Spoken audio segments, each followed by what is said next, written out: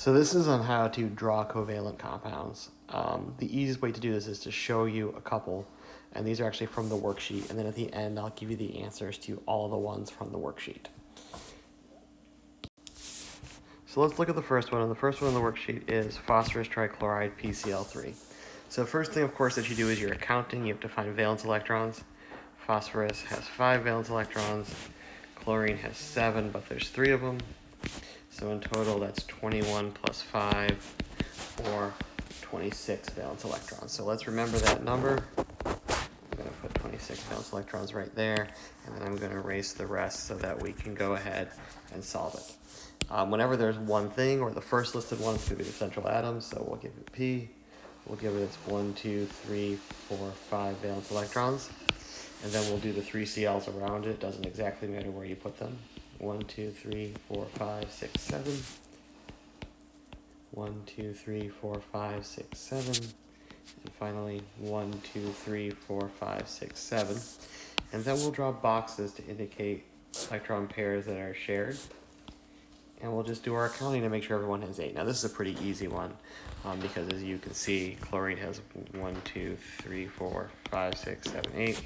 Phosphorus has 1, 2, 3, 4, 5, 6, 7, 8. And every chlorine also has 8 if you could count it. So I don't have to move any electrons. It's pretty easy. When I rewrite it, anything that's in the boxes is a shared pair, and we draw that as a line. So we're going to rewrite this as P, Cl, Cl, Cl. And then we just got to make sure to leave our dots, aka our unbonded pairs or lone pairs of electrons. So let's try one more. It's a little bit more challenging. We're going to do SO2, sulfur dioxide. Once again, our accounting, 6, and then this is 2 times 6. So we need to make sure that that's 6 plus 12, or a total of 18 valence electrons. And I'll erase it so we can get started.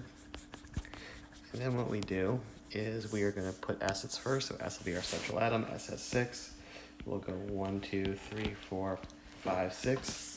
We'll put the O's around it and go 1, 2, 3, 4, 5, 6. Put the other O on the other side. 1, 2, 3, 4, 5, 6.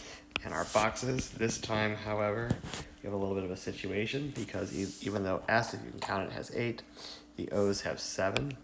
So what we're going to do is we're going to move 1 from there into there, and I'll erase it so you can follow me. Put the blue one back on.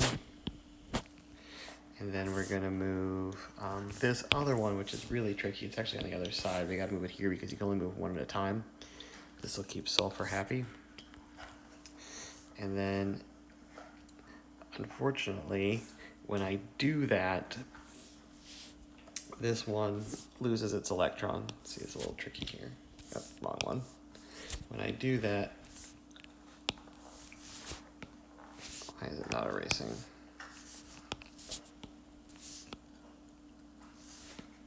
There it goes. When I do that, I'm left with this one has 8, this one has 10 now, which doesn't work. So we got to move another pair away. So you just keep basically moving electrons all around. I'm gonna move this whole pair over here.